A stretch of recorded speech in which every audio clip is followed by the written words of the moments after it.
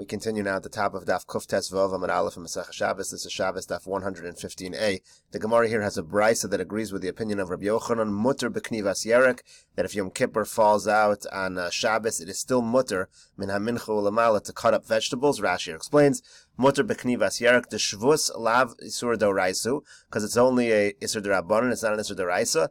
Ela d'rabbanan, it's just an isur d'rabbanan. V'hacham misham agmas nefesh. Here, there's a little bit of pain involved. Shemesakein ve'eno ochel, because he is, at the end of the day, he is fixing food which he can't eat. V'harei korev le'inoi, so it's a little bit like afflicting himself. Shari, therefore, it's permitted. V'davka min hamincha ulamala shu shoef u'metzap v'leis achila v'ika agmas nefesh tvei. The only time we permit this is from the time of mincha and onwards, because then he really wants food, and there's agmas nefesh involved, and therefore we allow him to do this isur d'rabbanan. And the Gemara continues, mefatzin be'egozim u'mefarchesin brimonim min hamincha ulamalam ne agmas nefesh. Similarly, you can break open nuts and pomegranates after mincha. Again, it's the same basic idea. It creates agmas nefesh, it creates an inoi. Devei Rabbi Yehuda mekanvi karba.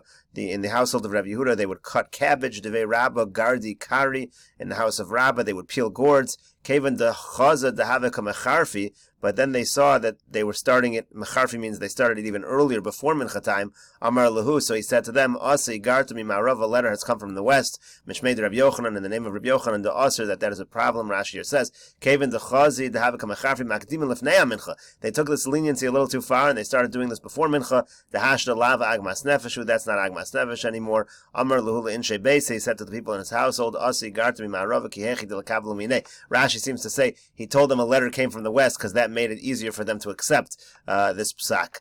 Hadran aloch ve'elu ksharim. That is the end of Perek ve'elu ksharim. If you are following the videos on this channel, please check the description box below. You can see many ways that you can help support this channel. We are now going to continue with Perek Kol Kisvei. The Mishnah starts, Kol Kisvei HaKodesh Matzilan Osan Mipnei Hadleika.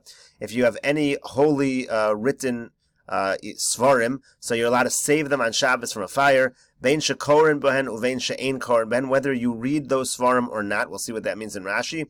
Aval pi sheksuvim b'chol lashon, even though they're written in any language. Te'unim geniza, they need geniza. We'll see what that means in Rashi as well. Umipnei ma'ein korin behen, and why can't you read them? Mipnei bittul beis hamedrash, it's because it causes bittul of learning in the beis medrash. Rashi here explains. Kol kisvei hakodesh kegon Torah neviim uksivim. So first of all, Rashi says, Kisvei HaKodesh in this Mishnah means anything in Torah, Nevi'im, or Ksuvim. Don't think it's only Torah that you're allowed to bother ulat sule and say v'lo shar svarim and not other svarim. In other words, Rashi's explaining the word kol. The word kol is to mean all Kisvei HaKodesh, not only Torah, but even Nevi'im uksuvim. Matzilin osan k'niktani l'kamon l'mavoi she'eno mefulish. Rashi says you're allowed to save them into an alleyway that's not open, that's not completely open. V'tircha bi'alma hu d'shari. We're allowing tircha here. V'chisar an erev kin mefarsh b'gemara, and something that in an area that's lacking. An erev, Rashi's main point here, we'll see more later on, is that we're not talking about here an isur d'oraisa of carrying. We're allowing this tircha bi'alma to take into this mavoi she'eno mefulish. You're allowed to save the Kisvei HaKodesh from a fire.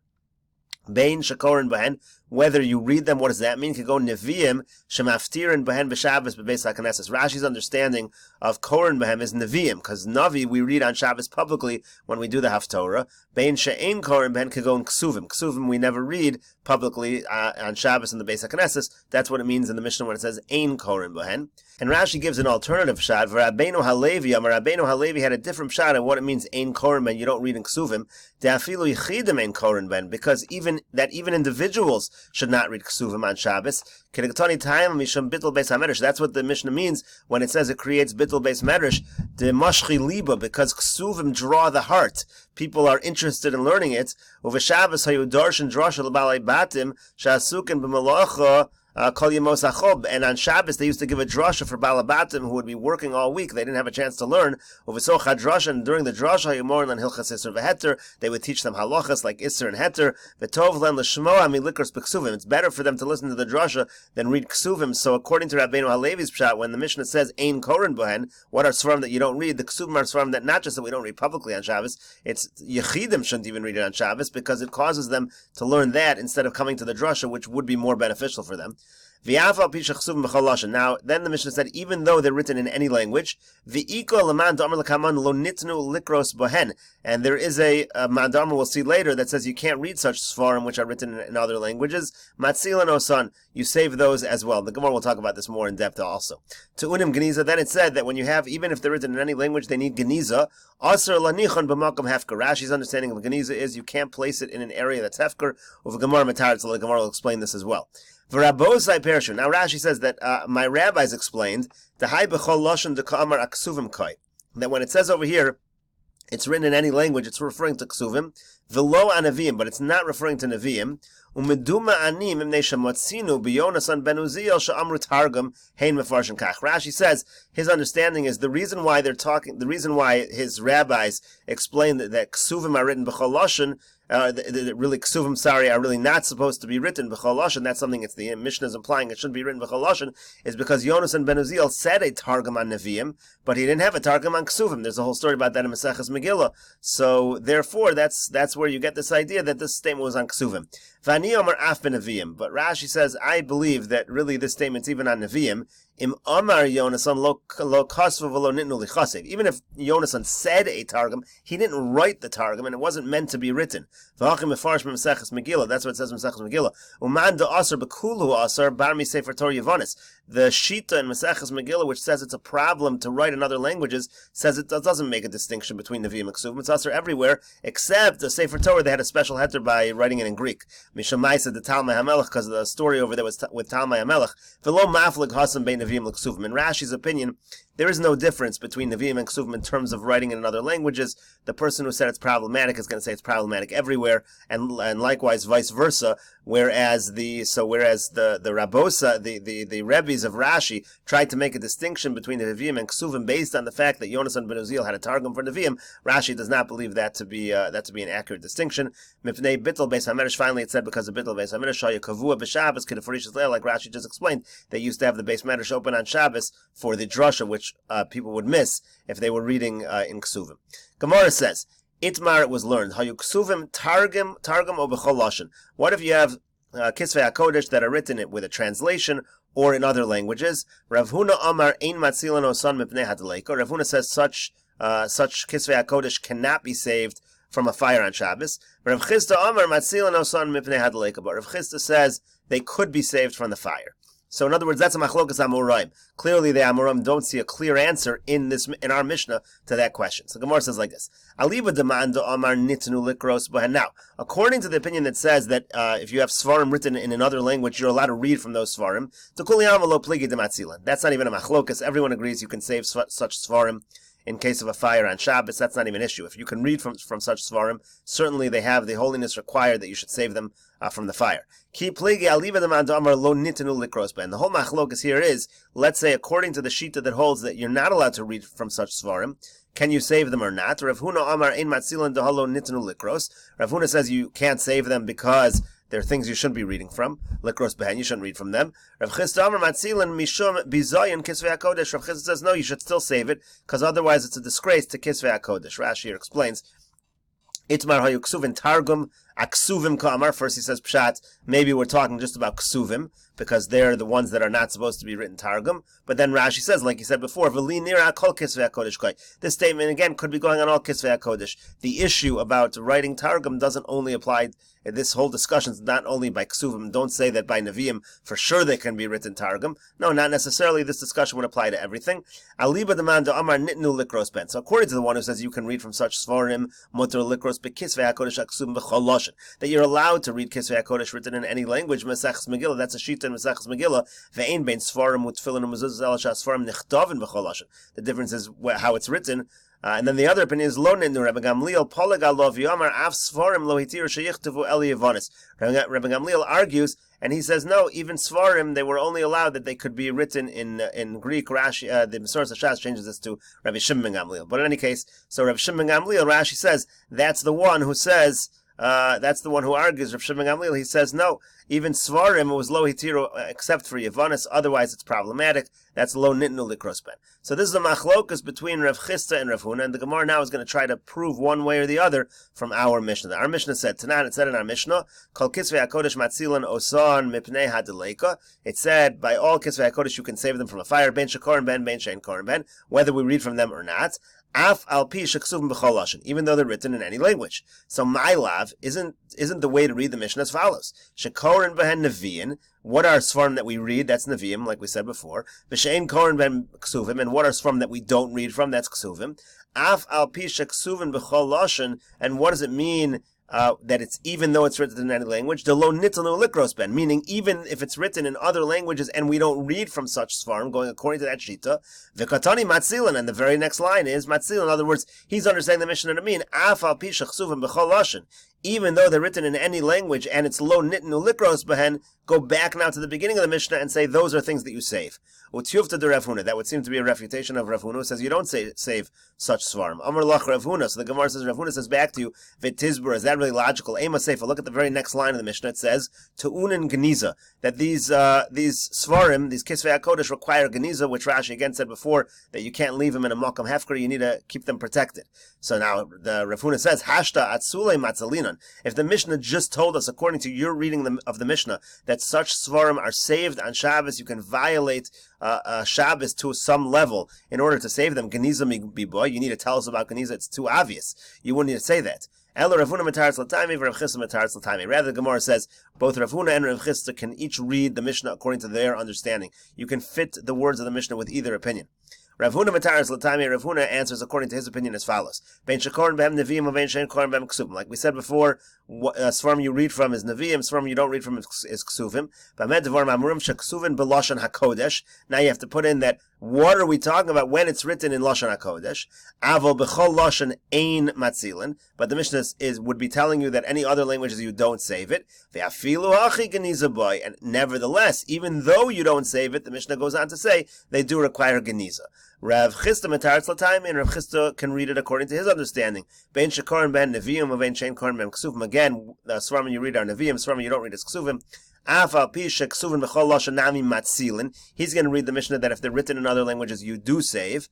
And then the Mishnah goes on to say, if they're worn out, they require geniza. So in other words, the statement about geniza isn't an obvious statement because it's referring specifically to mekek svarim. Let's see Rashi over here. Then the line of the Mishnah said, even though it's written in any language, v'lo nitnu likros, and it's not meant to be read. Because why are you saying the words afal pi? Mechlal de lo nitnu likros, ben. That implies that we're holding like the opinion that you don't read from them. If you can read from such svarim, if you hold like that opinion, then it's the same as any other svarim. What is it? Even though the apology sounds, that's how the Gemara is understanding. The apology sounds like we're going like that shita. Ema Sefer, he says, well, look at the end of the Mishnah. According to you, that if they're written in other languages, you can save it, and that's how you read the Mishnah. Ema Sefer, look at the end of the Mishnah. That's obviously its own statement. The only way to read it, because you're putting a big period before the word tu'unin geniza, is that you need geniza on weekdays. Pshita, that's obvious. Hashta b'Shabbos matzilinan lahu geniza b'chol mibai. If you can save it on Shabbos, so on weekdays to do geniza is obvious. V'afilu hachi boy geniza when the katani v'afa v'shachsum b'chol lashon lava hatzala koi elatunin geniza. So he says the real way to read it is that we're not going back on the first line of the Mishnah. We're saying even though they're written in other languages, you do geniza.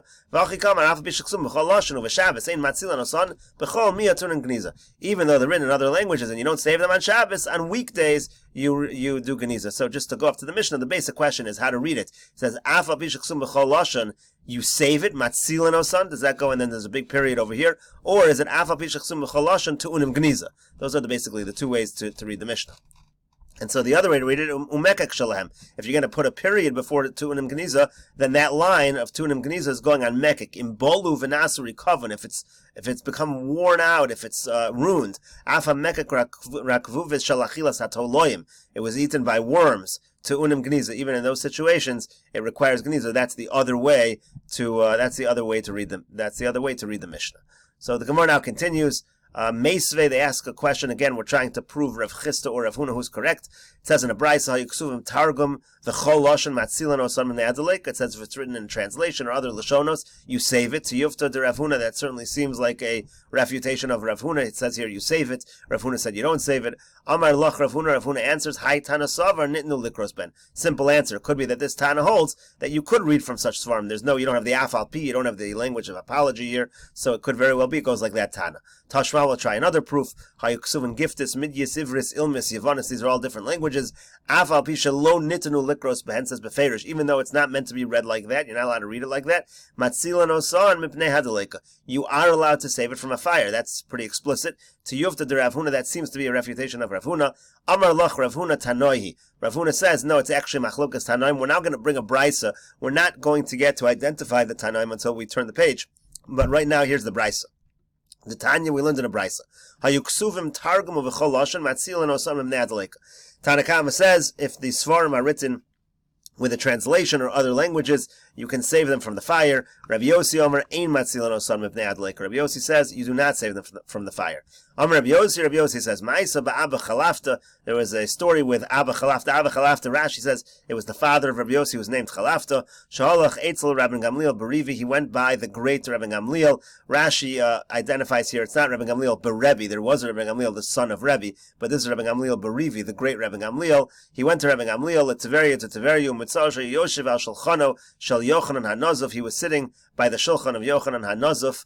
It says over here in the Mesoras Hashas, Isa Rabbi Yochanan ben Nizuf. Okay, so slightly different girsa, but he went over there to that table of Viyado Sefer Iyov Targum, and in his hand there was a Sefer Iyov that was translated. V'hu korebo, and he was reading from it.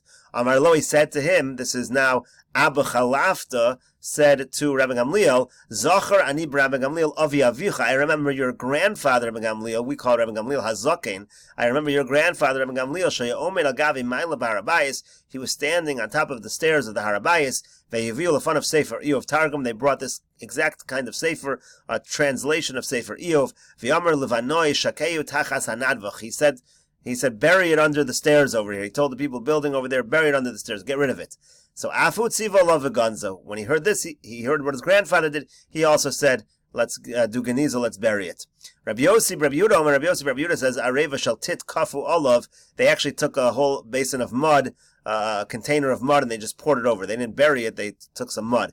Amar Rabbi said, Shtei Tshuvas B'davar. I have two responses to that report from Rabbi Yossi Rabbi Yehuda. Chada v'chi tit b'Harabayis minayin. First of all, there was no mud on the Harabayis. V'od v'chi mutar la'avdan b'yad. Are you allowed to destroy it in this fashion actively? That's like a bizayon. Ela manichon b'makom hatorfa. You put it in an area where it's just basically left unprotected. Vein markivin me'aleim. You can allow them to deteriorate naturally, that you can do, but to destroy them actively is a problem. And the Gemara says, Man Tanoi. So who is this Machlokas Tanaim? Where are you identifying this Machlokas Tanaim? Which we'll see that in the next video. But just to see some of the Rashis over here, again, first of all, Rashi says, Ivris Ksav Shal Aver Hanor. When it says the word Ivris over here, it means the old-fashioned writing, the old Ksav, it's called Ksav Ivri. Now they changed the Hebrew to Ksav Ashuris, so that's what Ksav Shal Aver Hanor. It's the way they wrote on the other side of the river. Abba Chalafta, Abba Shal Rabbi Yossi, Chalafta Shemo. The father of Rabbi Yossi was named Chalafta. Rabbi Gamliel Berivi Loshe Beno Shal Rebbe, not the son of Rebbe. Ella Adam Gadol Kari Berivi. The great people were called Berivi. Rabbi Gamliel Avi Avicha, who Rabbi Gamliel Hazaken. Rashi says Rabbi Gamliel, the grandfather of Rabbi Gamliel, the grandfather of Rabbi Gamliel was called Rabbi Gamliel Hazaken. Rabbi Gamliel Shei Bedor Shal Chalafta. Now, the Rabbi Gamliel who lived in the generation of Chalafta, the one who's having this conversation with him, who Avi Aviv Shal Rabbeinu HaKadosh, that's the grandfather of Rabbeinu HaKadosh, that's Rabbi Yehuda Anasi. Agav Mala Barabayis, Shabarabayis Hayumalos, Kishuholech, V'Gavoa, Keretnan, B'Meseches Midos. There were stairs up to the Arabayis. Nadvach Shuras Avne have been buried underneath the row of stones. Tit B'Harabayis Minayin V'Chi B'Tit Hayubon, and they didn't build with tit. V'Alo B'Trachsad Hayubon and Chol V'Sid Muravin V'Tit Lo Have Ela Offer Umayim. Tit is a mixture of dirt and water. They used it was a mixture of sand and plaster. Hatorfa Goloi V'Hefker, again you leave it in a place in the open where it's unprotected. And the Gemara finally asked, Man Tanoi, Dukamer Rav Huna La'el, Tanai here. Rav Huna said before it's Machlokas Tanoim. Man Mehani Tanoi, Koi Rav Chisda, Uman Rav Huna. The Gemara ends this Amud asking which one of these Tanoim follows Rav Chisda and which one follows Rav Huna. And we'll continue this discussion in the next video on Daf Kufto Tes Vav Amud Beis.